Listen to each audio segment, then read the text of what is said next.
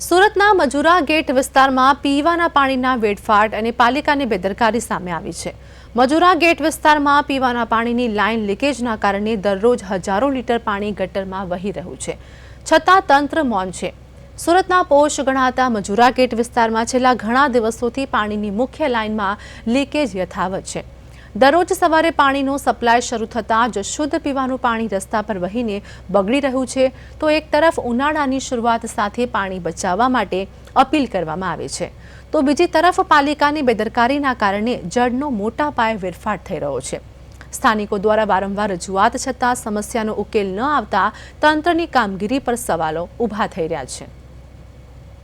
સમજતા અરવિંદ અમારી સાથે જોડાઈ ગયા છે। સ્માર્ટ સિટીમાં પાણી બગાડ મુદ્દો ગરમાવો છે। અરવિંદ, હાલની શું અપડેટ?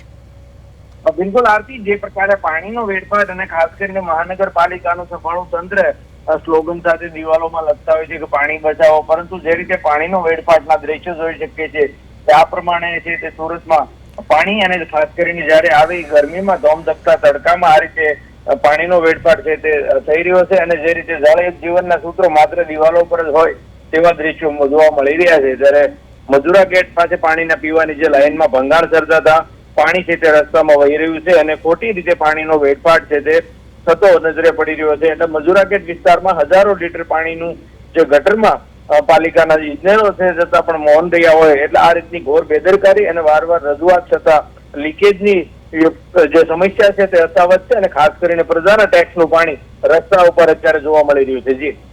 જી આભાર અરવિંદ, સમગ્ર માહિતી આપવા બદલ।